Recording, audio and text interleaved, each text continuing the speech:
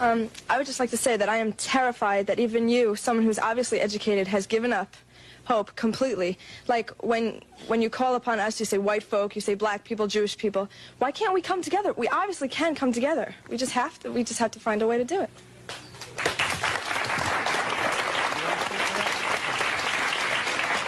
The desire is good, but the reality is the total opposite of your desire. And unfortunately, as a young lady, you are not in the position of power to make the decisions to make America work. May I, you know, as an audience of intelligent people, I would like to just take a moment to say to you that I really don't think you fully understand what has happened to these people that you look at as second class or inferior citizens in this nation. Black people who were brought to this country were stripped of their names, language, culture, religion, God, and taken totally away from the history of themselves. Here are 30 million people who don't wear their own names, they wear your names. Who don't speak their own language, they speak English, which is not their language. They never were allowed their own cultural expression of Africa. Don't you realize that when you turn a people upside down and inside out, then sell them not for a day, not for a year, but for 300 years, and deny us the human right to know, to read a book, to learn, to understand. And then after 300 years of that, you allow us into the church, but by that time you've painted Jesus white, God white, the angels white, and then all these black people have been subjected to a form of white supremacy, which produces in the reverse a black inferiority. And this is fulfilling what Jesus said, as a man thinketh, so is he. And as long as our people think the way they think, we will never be able to do what we as a people should do to correct our condition. Over here, please. Excuse me, I was brought up in, quote, Bedford-Stuyvesant in my time. But I would like to say what scares us is I think we hear violence. Yes. The young lady said she's afraid of violence.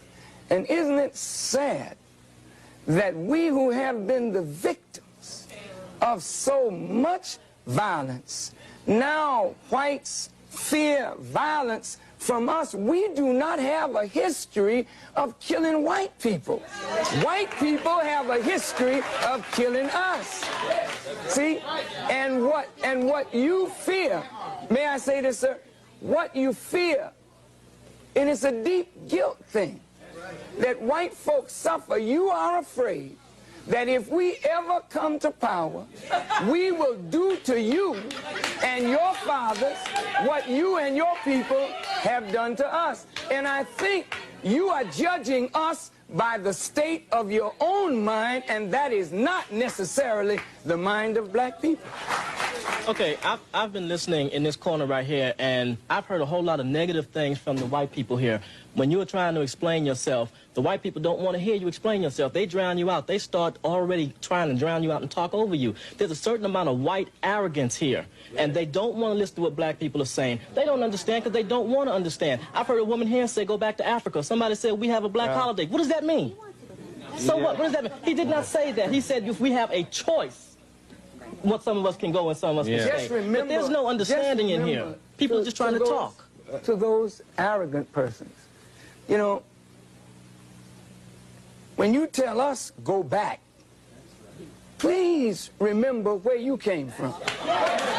And when you want to relegate somebody to a specific place, just remember what your origin is in this world. Please, I'm not trying to be disrespectful, but I want you to understand that you, wherever you are on the earth, you're not a native anywhere. You came there and took it from the native people who are there. So please don't talk about going back, because if others talk to you about that, where would you go? I agree with you. Someone said we don't agree with you. I agree with you that we live in a racist society. But just as I'm racist, some of you are being racist in the fact that you're calling me a white folk. I realize that things that I have, things that I have, I realize most of them I may have gotten because I'm white, and I am privileged because I'm white. But I do feel guilty. There are feelings of guilt from being white, and I realize that. But you're building walls. We build walls this high. We're separated right now. The white people are on this side, and the black people are on that side. No, I mean, I feel that you are prejudiced towards white people. Yeah, it becomes apparent more and more as we listen to each other and try to talk to each other that we don't perceive reality the same. And as we're talking about either reconciling differences or separating, it becomes clear that if two people are looking at the same thing and perceiving it so differently, then the two people are operating under a different stimulus. And so when the young lady says, I am prejudiced, to be prejudiced means to judge before the fact. After 400 years of living and experiencing, we're not prejudiced. We are looking at the reality of what we have suffered and continue to suffer. Are you there? Yeah. Don't we need to begin with education, begin with rewriting the textbooks in America to tell the truth about blacks and whites in America in context? Yes, yes. Please, please, for 1 second. Yes. That's what I wanted to, Minister Farrakhan, the education system. Our children right now are being miseducated. What can we do so that we can inform our children, educate our children? And it's sad because white folks don't know anything about black history. And it's pathetic that white folks have to wait till February to find out that we were slaves. I would like us to speak to what are we going to do to improve the education of this whole society, which have cheated them from our true heritage. May I respond? I said in the first segment it was a crime of omission as well as a crime of commission. And that crime has affected both white and black. White folk have been made to believe that the history of civilization begins in Egypt and that Egypt was a white civilization. And that many whites have been made to believe that black folk were just in the jungles of Africa running around with no clothes on and never contributed anything to the advancement of civilization, while at the same time there are Masons and Shriners. Some of your parents are Shriners and Masons, and they put on the fez of the Muslim people, and what they're studying is the true history of the black people of this earth. I think if the proper education were given to black and white, we could come away with a healthy respect one for the other. I want to clear this, that I don't think black people disrespect the tremendous accomplishments that white folk have made.